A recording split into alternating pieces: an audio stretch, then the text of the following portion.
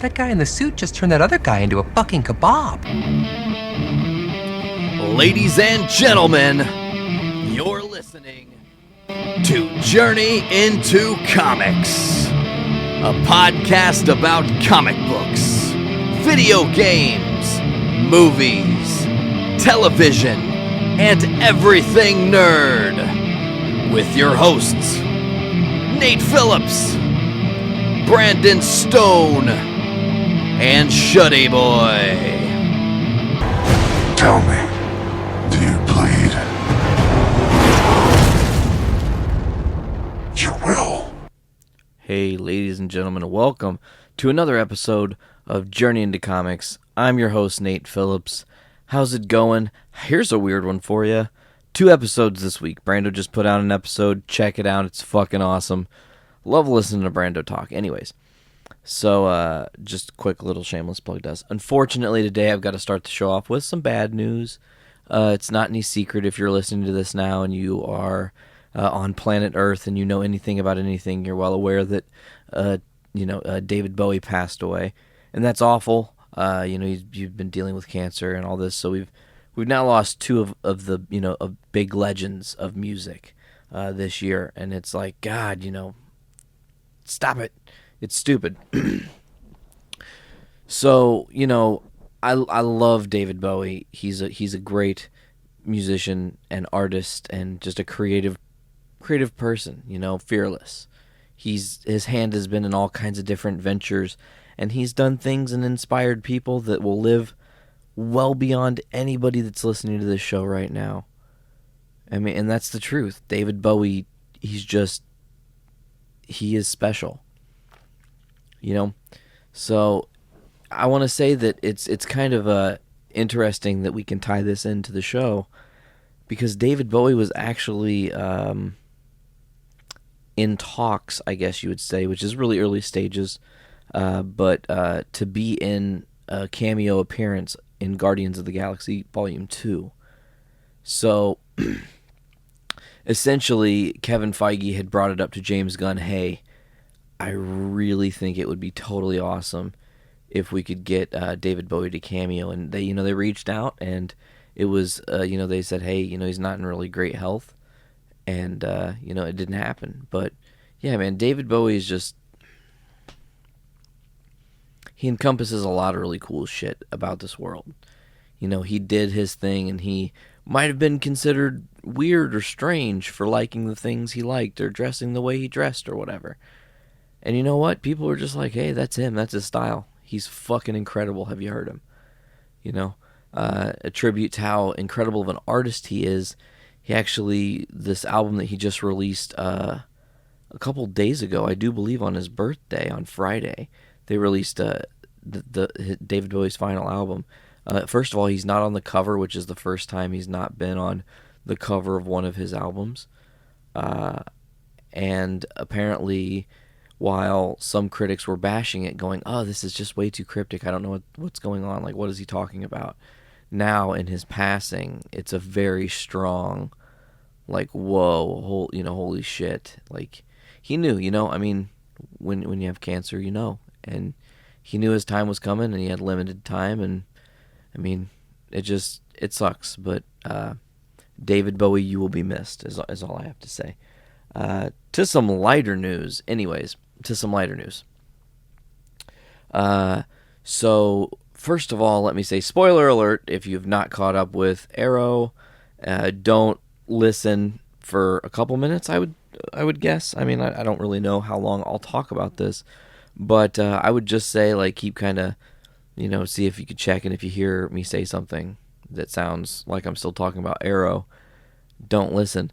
So anyways, for those of you who have watched Arrow and are caught up, this is sheer speculation. This is a fan theory crafting on the fly right now for you, but I believe that Felicity Smoak is going to be paralyzed.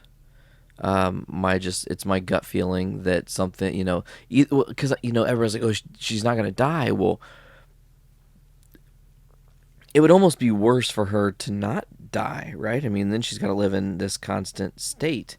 And I know you learn to live with a disability, but it's still difficult. It's life-changing, So Felicity, what could they do with her?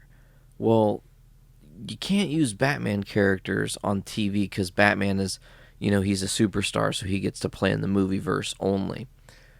So you can't do that. However, it would be totally cool if you took the idea of Oracle, who is Barbara Gordon, and just switched the story to Felicity Smoak. I mean, it would be creative. You could do a lot with that character. I mean, she is kind of already Oracle-esque, if you will. I mean, she is a techie, always behind the computer, always doing the hacking, always doing the surveillance. She knows everything. So if something like this were to happen, I don't know. I think it would just add a new dynamic to Arrow. But I think it also would ultimately end her and Oliver's relationship. She wouldn't be able to ever forgive him for being cocky and paralyzing her, essentially. But, I love Arrow, don't get me wrong. I'm really excited. We're only a couple weeks away here now from the premiere, or the mid-season premiere, And I hope the back half of this season can surprise me as much as the first half so far has. Because there's been a lot of different twists and turns and things I wasn't expecting in the first half.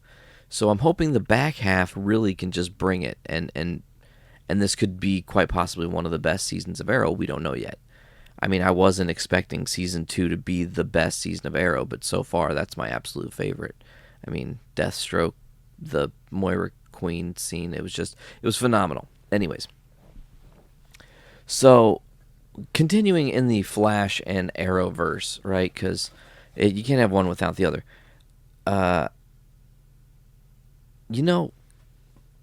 Kevin Smith, who is Batman on Batman, he's also the director of Clerks and Clerks 2 and Dogma and Mallrats and Chasing Amy, and I feel like I'm forgetting a couple. I'm sure I am. But Zack and Miri Make a Porno was one of them. Red State is another one. Great director. He's going to direct an episode of The Flash. That's amazing. Mainly, it's amazing because he only recently found The Flash. He hadn't watched the show. He was not a true believer. A Marvel reference on DC. I know, I don't care. So he just recently got the show. He recently watched it. He fell in love with it. He thought it was amazing. So now he has Andrew Kreisberg, executive producer of The Flash, on Fat Man on Batman to discuss things. And what comes of that is Kevin Smith is going to be directing an episode of The Flash, which will be amazing. Like, he'll be able to tell a story that he wants to tell. And that's awesome because he's the dude. He's very knowledgeable. He's a huge nerd. He's going to be able to do everything he wants to do in the episode and leave nothing on the table. He's going to bring it, and it's going to be great. I'm curious as to what villain they'll give him for writing purposes. Speaking of The Flash, John Diggle going to The Flash in a weird out of nowhere crossover. He's going to help defeat King Shark, apparently. So we'll see if that happens or what happens there. But out of nowhere, John Diggle's just going to up and leave Central City and go help Barry Allen. So we'll see how that plays out and why that plays out as the season progresses. Another thing, let's see, what else do we have? Oh, yeah, Gorilla Grodd, okay? They are not bringing him to the second half of this season. And while some people be like, oh, that's a terrible mistake, where did we last see Gorilla Grodd? We last saw him being thrown into one of the 52 portals between Earth and Earth 2, and in some weird, fucked up way, he ended up in Gorilla City with all the other Gorilla Grodd-esque characters that'll be there. I can never think of his name. It starts with an S. I always want to say it's Solomon, but that's not it. Maybe it is Solomon. I don't know. But there's a bigger, worse Gorilla Grodd character in The Flash, for those of you who don't know. And right now, for some reason, I can't place his name. And I want to say it's Solomon, but I don't think that's it either. I'll look it up after the show, and I'll be like, oh, fuck. I'm so dumb. So Grodd is not coming to this season or the rest of the season of Flash, because they're going to use him in a multi-arc story next season, season 3. So that's interesting that they're going to wait and really quite possibly grow this Grodd story into something pretty crazy.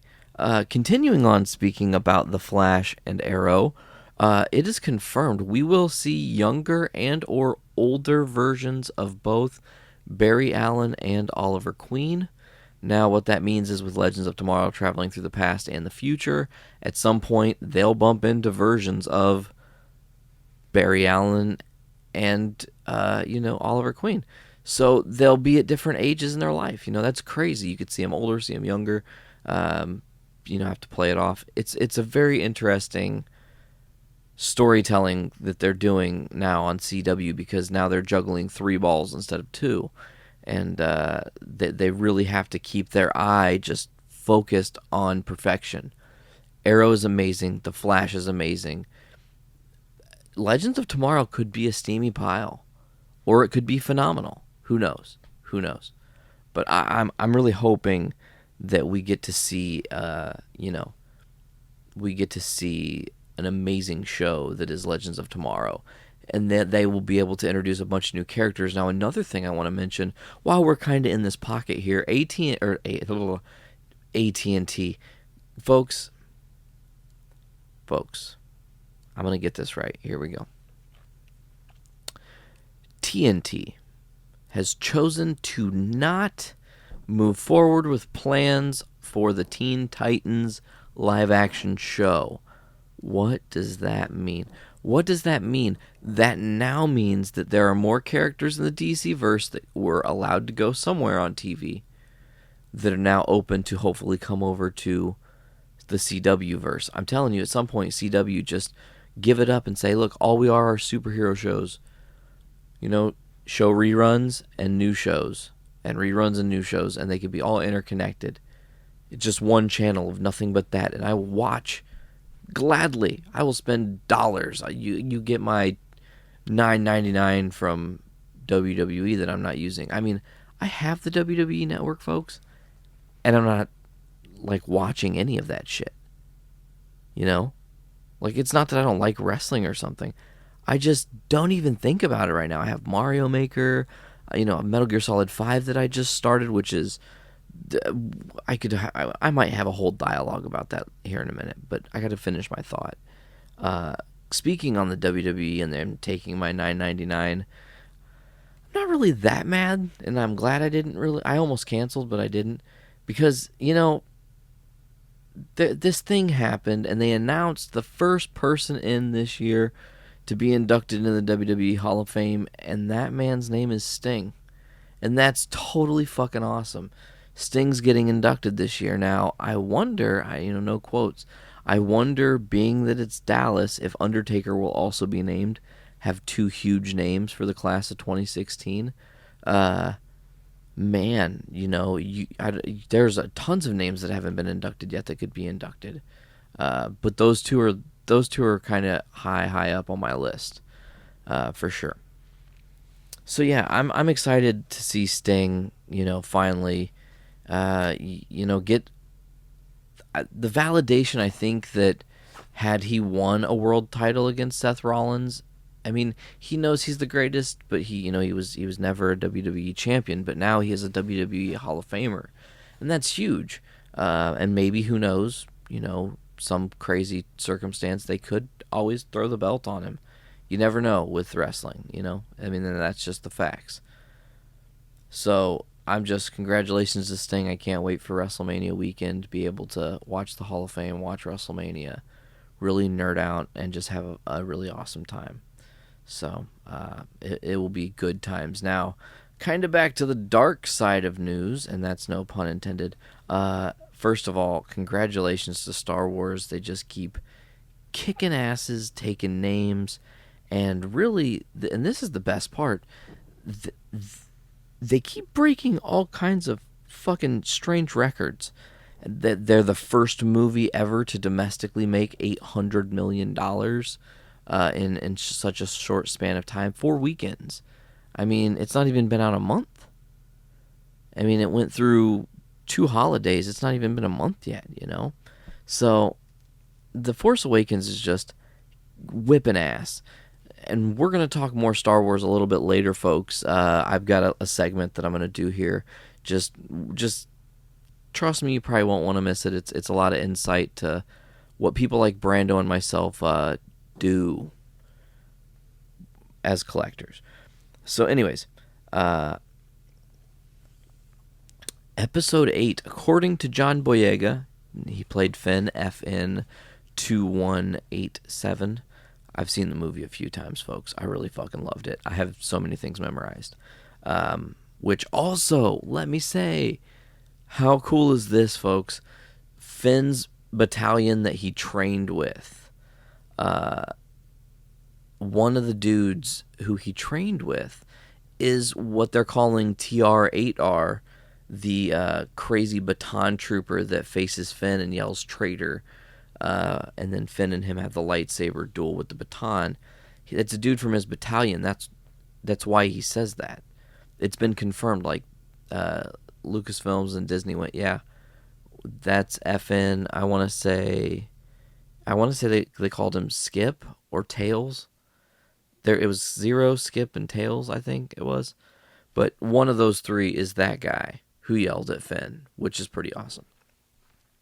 But John Boyega has stated that much like Empire Strikes Back, Episode 8, whatever it's titled, is going to take a darker tone as a sequel. It's going to get much darker, and he's excited about that. He said, I'm back to keeping secrets again, because he can't say too much. So, there's going to be some pretty big reveals.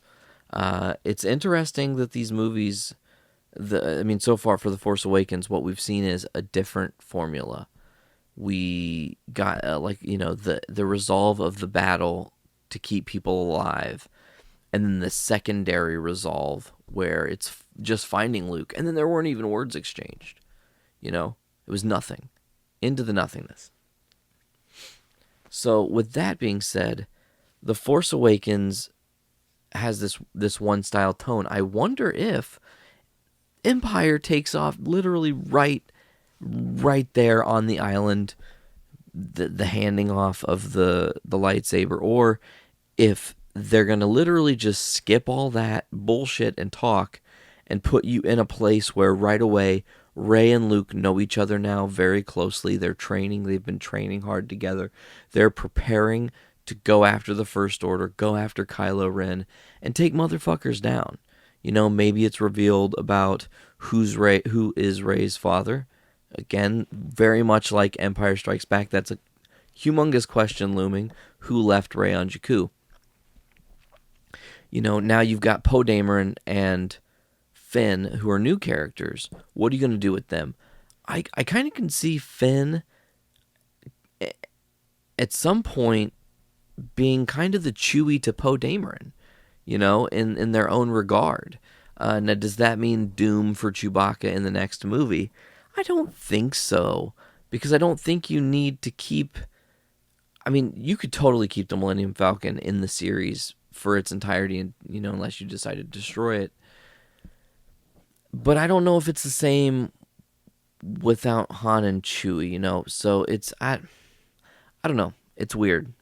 To me, this is very weird, because you could go a bunch of different routes, but really, the characters of Finn and Poe Dameron, where do they go? You can kind of see where Rey's going. You pretty much know she's going to train to be a Jedi. You also know that Finn is the guy that is running away from the First Order. So is he constantly on the run? When we get back to Finn, on the other side of him waking up from the hospital trip, is he just still on the run constantly trying to get the hell away from the First Order? Or has he now, as some sort of act of great valor said, I'm a part of the Resistance now, and we've got to just stop these guys? And, then that opens a different kind of door, because then you can have him play off of General Leia, General Leia, and him can have great interaction, and the droids with Finn can have really fun interactions. I think it'd be really fun to see him and 3PO interact for an extended period of time. Another thing, also, I want to mention, some people are like, hey, there was some sort of casting script, Nate, did you check it out? And yeah, I heard about the casting script that says that Han Solo is going to be in Episode 8. If he is, it's not going to be a scene that's going to progress the story. It's only going to be in flashback. Now, what they could do there is, and they might have already filmed this shit, you don't even know. I mean, that you've got him there. You have plans for all 3 movies. You have to have stuff laid out, at least a little bit. What if it's a flashback to Han with Rey in the cockpit and running around the Millennium Falcon when she's little? Like, that is a thing that could be the case. Like, that Han was watching her for a little bit for Luke, and then Luke told him, like, when Ben Solo, aka Kylo Ren, started killing Padawans and younglings, much akin to Anakin, that Han went, I've got to put Rey into hiding, get her as far away as possible, and she doesn't even know that Luke is her father. See, I think we maybe all are assuming that she thinks he is, but maybe she doesn't even have the slightest clue, and maybe we have all been misled to think that at one point in time she knew her father and, is hoping that the man she seeks out is her father. But what if it was that Han had her the whole time? I think that's an interesting thing to think about. So the next Star Wars movie is just going to be phenomenal. I cannot wait for next year to get here. It's so crazy. I mean, in like a couple months, we're only going to be a year away from the next Star Wars movie. That's awesome. And actually, we're less than that away because we're 11 months away or so from Rogue One, which I'm super excited for. So, yeah. Speaking on Star Wars, speaking on the sequel to The Force Awakens, how about this? Mark Hamill and Kevin Conroy, they have reunited. Mark Hamill has come out of Joker voice retirement, and they are doing the animated Killing Joke story that will be coming out, I want to say, later this year. So that's huge because it's the voice of Batman and the voice of the Joker one last time, as far as I'm concerned. So that's pretty kick-ass. I'm really excited to see the Killing Joke, see how they do the story. That's one of those stories that it's got a lot of dark shit in it, but if it's done tastefully, it could be really, really awesome. And I'm really excited to see where they go with it. They got great voice actors. So with those 2 voice actors alone, the script's got to be phenomenal, because I wouldn't do it if it was a terrible script. I mean, unless they're hard up for cash, but I don't think that's the case. Anyways, so I don't really know. Brando said I had some sort of time limit today, so folks, you're gonna hear clicks because I have to check something. Maybe you won't hear clicks. Who knows? Maybe I don't want that to be there either. I'm not sure what's going on. Okay, so let's see this. I want to check something out. Okay. Oh, so excellent. That's perfect time. Brando and I discussed that we were going to do it this way this week. We want to have 2 separately focused shows talking about whatever it is that we want to talk about. And we wanted to make it only the length of time of a normal show. So you can listen to both of our shows, whatever order, it doesn't matter, and enjoy them freely. So talking on this episode, what did I want to talk about? I wanted to kind of bring up collecting woes, things that suck, things that are hard to deal with, things that get frustrating. So what are some things? One of the biggest things for me in collecting is just keeping the collection together, displayed as nicely as possible, because I'm kind of retentive about that. I'm kind of anal retentive. I want the collection to be displayed as coolly as possible, and I want it to always make a statement. I want people to walk into the comic room and be like, that's the coolest thing I've ever seen, and I've never seen anything like that. I want you to walk into my house and experience something you've never seen before, and then we can talk. It's conversation, you know? Plus, it's the things that I love and surround myself with. So it's cumbersome sometimes because when I get one new pop vinyl, for example, my pops are in numerical order. So 1 to whatever, however many they have. Right now, it's up to like 140 or 150 for Marvel. I don't have all those by any stretch of the imagination. And it's up to like 91 or 95, I want to say, for Star Wars. And I have most of those, and we're going to talk about that too. So anytime I get a new pop, I have to figure out how many pops I've got to move, what order to move them, how carefully to move them. That's very important. You don't want to damage these things. And then I've also got to make sure that the tower doesn't tumble. Because the only downside about these pops is that the boxes, they aren't the most concrete structures, you know. So they tend to have, not every box is 100% the same, so they don't all sit exactly the same. So when they're stacked, they can get a little weebo wobbly, so you got to kind of finagle them and make them look as nice as possible. I'm looking right now, and I've got to fix something on the wall anyways, but that's besides the point. See, this is the things that drive me crazy as a collector. Is I always walk in here, I always see things that need to be done, need to be changed, need to be fixed, and I don't necessarily always have the time, and if I do have the time, it's still like, you know, it's work. It's literally work. I have one pop I've got to put into the wall tonight, and it requires me to move 25 pops, the first 25 in the collection. So, you know, that's one of my biggest woes is just the space and knowing, okay, well, you're running out of room. What do you do now? I've had to make that decision so many times, and I've lost a couple collections of pops in this process. I mean, like I said, I got rid of some of the DC ones, and I've been getting rid of some of the other ones. I'm getting rid of the Walking Dead ones and the Breaking Bad ones and some Marvel ones and some more DC ones. It's just, you know, the time is come for some of those. I really want to focus on Star Wars, and I really want to focus on Marvel because those are my absolute top 2 favorite franchise. Star Wars, Marvel. In that order. Star Wars first, Marvel second. So that's one of the woes that, you know, you have. I will say, though, there is something, you know, risk of completion. I can't talk. Okay, not risk of completion. Risk of money loss. Okay, because here's the deal. As a collector, you can collect things and not give a damn about the value going up or down or up or down or up or down or up or down and be naive to it, which is fine. To be in ignorance is bliss, right? However, if you're aware of that market, you kind of start treating your figures or your comics or your games or your toys, you start treating them as stock. They are stock. You can trade stock. You can trade up for stock. You can sell stock. You can do all those things with pop vinyls, right? And just like stock markets, you can see trends of things going up and down and down and up in the pop price guide. So, you know,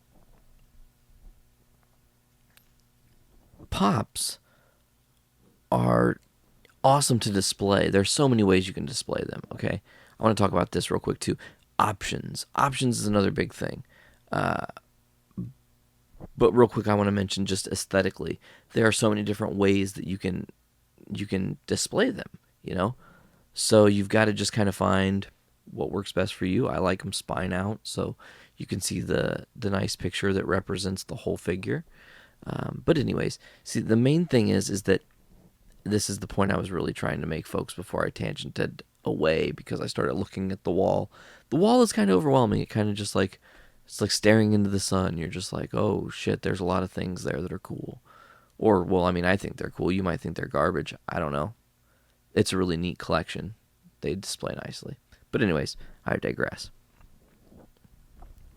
So, you know, really the point I'm trying to make back like 10 minutes ago is that these things do have value. So anything you purchase that you collect can have value. And if you're aware of that as a collector, anything I collect, I'm always looking at the value, right? Because why wouldn't you? The problem with that is that you're always afraid, if I collect this, What if it goes down in value? What if I lose money? And that's where it's investing. You're risking. You're risking your money, and you're risking it. And sometimes you very much like if I would have bought AT&T stock forever and 10 million years ago, for like bought 100,000 shares for like $10 or some shit.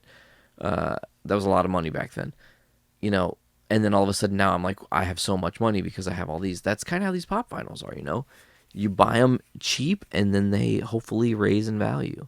And if they go down in value, well, it happens. You just got to learn and move on, If you like collecting it enough, the money ultimately shouldn't matter. And that's how I always look at it. I still love these things. They're really cool. But anyways, I will say there is a thrill that I do want to talk about. It's new. This one's new for me. And it's not new for me in the overall sense, because with comic books, if you know me very well, you know that I'm almost 100% complete on my Walking Dead collection. I only need number 1 and number 2. That's pretty fucking close to complete out of 150 issues. We're going to talk about that here in a minute. But with the pops, I've never done that. I've had as they've come out, but I've never been like behind and then caught up to have everything. And I don't know that I'll do it. I know that I'm going to try like hell and, maybe do some sort of fundraiser. I don't know. I'll give some sort of crazy tips or something, secrets. I don't know. I don't really have any secrets or anything to give to anybody, but, I'll just be like, hey, yeah, okay. Just, yeah. I need those number 1 and number 2 comics for The Walking Dead, and then some of these Star Wars pops. So let me talk about the Star Wars pops. Completing them. I'm 11. That's 11 pops away from having number 1 to number 91. Okay? And I also have the Jabba the Hutt, Slave Leia, Salacious B. Crumb 3-pack. I do have the 6-inch Flocked Wampa. Like I've got some cool ones. I've got some legitimately rare ones. I've got some cool variants of pops, what have you. But as I get close to the end here, I find myself like nervous and almost desperate to find ways to trade the stuff that I don't really want anymore that I was telling you guys about for the things that will complete this collection. I would want nothing more than to complete this collection. I think it would look so fucking cool to have them all. And then send a picture to Funko, like, hey, you guys fucking did this. This is your doing, You got me addicted, damn it. But I love it. I love these things. They're great. Pop vinyls are just super cool. I don't know. I have never collected toys like this. And for some reason, these got me. And I'm not really mad at it. I like them. I like them. I like how they display. Yeah. So as I've finished rambling on about the collecting woes and some ups and downs and weird things you may get into, I tell you, here's the one thing in all reality, if you're a collector, you need to come to terms with this one fact. Sometimes you might put yourself at broke on a deal to get something that is going to increase in value and maybe be worth something bigger than what you're expecting someday. And sometimes you have to take that risk, and sometimes that risk pays off, Somebody mislists a $200 pop vinyl for $60. Well, that's $140 you're saving. Take the hit. Get the pop vinyl or get the comic or whatever it is, Search. Don't be afraid to go online and just search. People all over the world trying to get rid of shit, and things are not impossible to come by. You just have to know where to look. You have to be fearless. You have to dig and want the things you want to collect. And you're going to deal with assholes. That's the truth. Guess what? People are shitty to collectors. Why? Because they look at us as one thing, dollars. They don't care that these mean anything to you and that you connect with them or you like to display them for a reason or it's a shrine to something or what have you. The people will take advantage of you. You just got to keep your nose down and just never stop. Because, at the end of the day, we're adults, and if you collect something, that's cool, and if you don't, that's fine too. You don't have to be a collector. But if you are, that's great. If not, so what? So what? Doesn't matter. Doesn't matter at all. Anyways, let's move on here. Final thing I want to say before we get out of here. I want to make a couple predictions. In a couple days, The Walking Dead 150 will arrive. It comes out Wednesday. Okay? I want to predict what I think is going to happen. What's this betrayed? Where are some of the things we can see? I can see a couple different things happening. One, I can see Dwight, who now has Lucille, spoiler alert, betraying Rick and going to free Negan. Essentially, they are the uprising that frees Negan, and then Negan just goes crazy. And of course, Negan's not going to kill Rick now. He has too much fucking weird respect for Rick. So he'll torment everyone around Rick and Carl, and hell, even probably Andrea. If he gets free, that's the way it's going to play out. He's going to go crazy and do whatever the fuck he wants. But then you got the other side is, what if it's Mackie that betrays Rick? Maybe Rick doesn't want to kill the Walker, the Whisperers. Rick's like, hey, we can't kill the Whisperers. They're still people. Maggie's like, I don't give a fuck. They've been killing our people, innocent people. And then there's a war that gets started. Another war. Imagine that.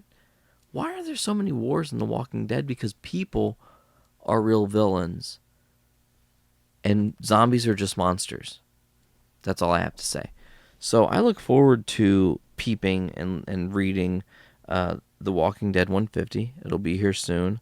I'll be sure to give my review on one of our next podcasts. I want to also say, if you don't already, go check out Mad Scientist Party Hour. It's Shuddy Boy's other podcast. I don't know if it's faux pas to fucking say, hey, go peep another show. But if you get a chance, Mad Scientist Party Hour, they're on RiotCast. You can get them on iTunes. I don't know, maybe I don't think they have a Podbean, but that doesn't matter. I think they do have like a SoundCloud or Stitcher. Anyways, go check out Mad Scientist Party Hour. They're the shit. Right now, I'm wearing my new Puminati shirt. It's super comfy. It looks great. It's got Shuddy Boy's face on it, which is pretty awesome, representing the Shud. So go check them out. Brando's got another show he does called Sorta Live. Go check that out. Make sure to always check out Journey into Comics, everything we do. And you know where you guys can find Brando and Sorta Live, because, we talk about it here all the time, and he did episode 0 here. So I'm sure the link is in the description, quite possibly, for that. But it's sortalive.podbean.com, I think, or something to that effect. Or sortalive.com, I think. I have terrible memory. Just go on iTunes, search Sorta Live. You'll find it Sort of Live. And then that's all you have to search. Anyways, folks, I want to leave you with a tribute to David Bowie. It's my favorite song. Just take care of yourselves in this crazy world we live in. And thanks for listening to Journey into Comics. I'm Nate. Later.